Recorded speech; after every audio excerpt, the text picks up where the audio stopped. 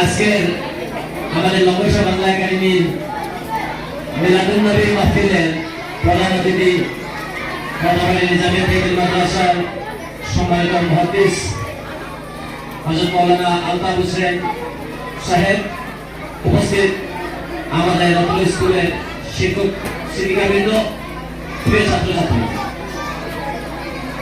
আজকে আমরা এই যে মিলাদুন নবী অনুষ্ঠানের আয়োজন করেছি,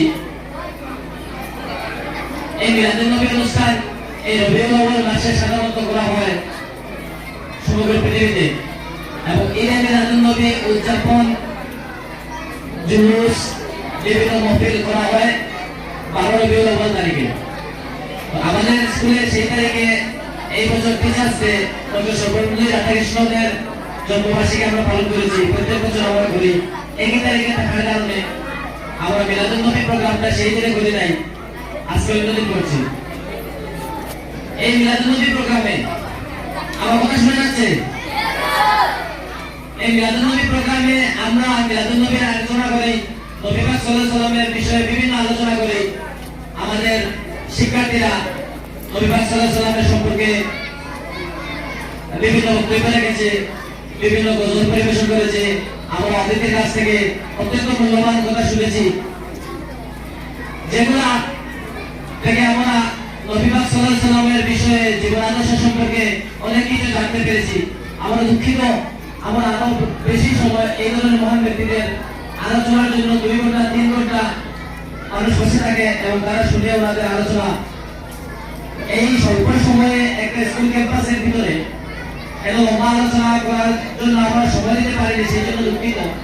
তবে যা আমি আলোচনা করেছি তার থেকে আমরা অনেক কিছু শুনেছি, শিখেছি এবং বাস্তব জীবনে আমরা আমাদের জীবনে সেগুলা বাস্তবায়িত করার চেষ্টা করব। এই সব উদ্দেশ্যে আমি সবসময় বলি, এই সব উদ্দেশ্যে আমরা এই ধরনের মাহফিলের আয়োজন করে থাকি। যে মাহফিল যাকে উদ্দেশ্য করে করা হয়, সেই মহান ব্যক্তির জীবনাদর্শ যেন আমাদের জীবনে ফুটিয়ে তুলতে পারি, সেই উদ্দেশ্যে আমরা আমাদের অনুষ্ঠানগুলো করি। যদি সেই মহান ব্যক্তিদের জীবনাদর্শ আমরা অনুকরণ করতে পারি না, তাহলে এই ধরনের মাহফিলের কোনো প্রয়োজনীয়তা নেই, কোনো বাস্তবতা নেই, কোনো অর্থ নেই। আমাদের নবী পাক সাল্লাল্লাহু আলাইহি ওয়াসাল্লাম এই পৃথিবীতে আসার পর আমরা মনে করি, অনেকে মনে করি একটা নতুন ধর্ম প্রচলন করেছেন।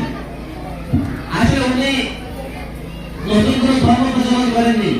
সেই প্রথম যুগ থেকে, প্রথম মানুষ যে সময় পৃথিবীতে এসেছিলেন হযরত আদম আলাইহিস সালাম, তখন থেকে যে একটা ধর্ম প্রচলিত ছিল, সেই ধর্মের প্রতি এবং সেই যে অ্যাক্টিভিটিস যেগুলো আছে, মহান স্রষ্টার প্রতি অনুগত্যের যে রুল রেগুলেশন আছে, সেগুলোর সময়ে সময়ে বিভিন্ন নবী রাসূলগণ এসেছেন, পথ প্রদর্শকেরা এসেছে এবং সেই একই রাস্তায় সবাইকে ফিরিয়ে রাখার চেষ্টা করেছে।